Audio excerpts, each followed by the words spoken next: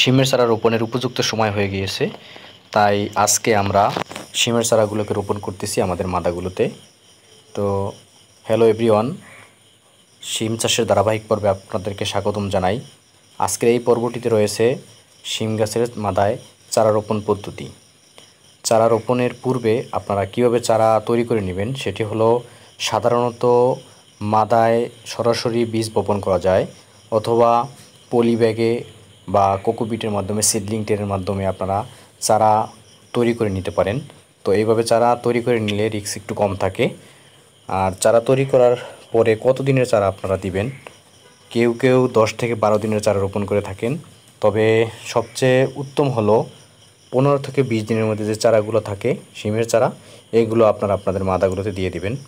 তো মাদায় দেওয়ার ক্ষেত্রে একটি খেয়াল রাখবেন, যাতে আপনার শিমের চারার উপরের অংশ একটি আরেকটির সাথে পেঁচিয়ে না যায়। এইরকমের যদি হয়ে থাকে, তাহলে তার পূর্বেই আপনি আপনার চারার বৈশিষ্ট্য অনুযায়ী আপনার ফিল্ডে দিয়ে দেবেন।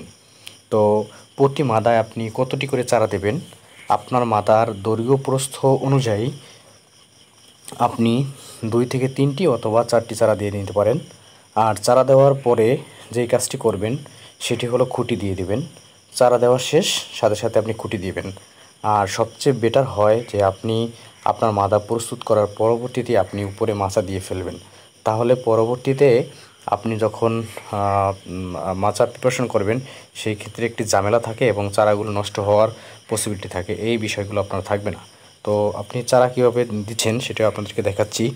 যে মাদাগুলোকে আমরা আগে থেকে প্রস্তুত করা আছে, তারপরেও একটু মাটি হালকা করে ঝুরঝুর করে নিচ্ছি এবং সে কিছু আগাছা থাকলে আগাছাগুলো আমরা পরিষ্কার করার চেষ্টা করতেছি। যখন আমরা মাটিকে একবারে প্রিপারেশন করে ফেললাম, হাত দিয়ে কত সুন্দর করে একটা স্ট্রাকচার দাঁড় করালাম, তার পরবর্তীতে আমাদের এখানে আমরা 3টা করে চারা দিয়েছি। তো 3টা করে চারার জন্য আমরা আলাদা আলাদা করে গর্ত করে নিব। এই যে হাতের দ্বারা 3টা এই যে গর্ত করে ফেলছি এবং চারাগুলোকে আমরা সুন্দর করে বসিয়ে নিয়েছি। ধন্যবাদ সবাইকে, ভালো থাকবেন।